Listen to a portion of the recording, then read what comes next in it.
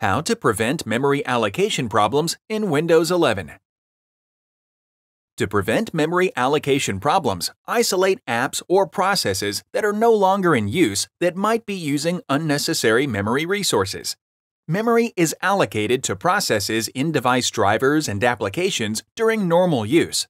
The allocated memory is made available again when the process is no longer running. However, sometimes memory remains allocated. This is known as a memory leak.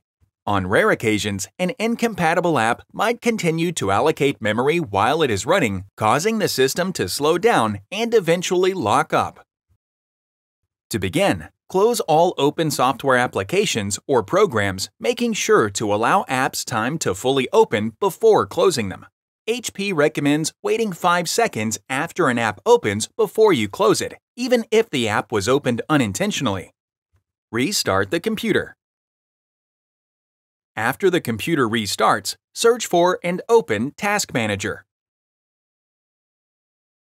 On the left-hand side, select the Performance tab, and then select Memory.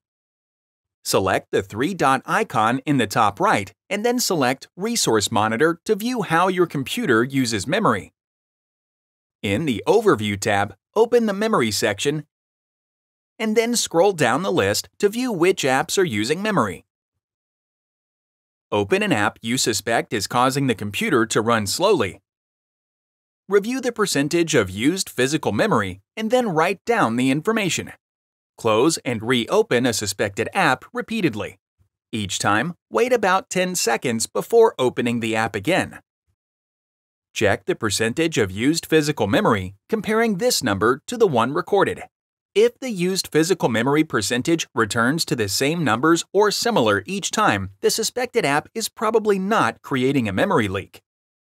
If the percentage of used physical memory continues to increase, there is a memory leak. Contact the app software manufacturer for available patches or fixes. Find more helpful videos on our HP Support YouTube channel.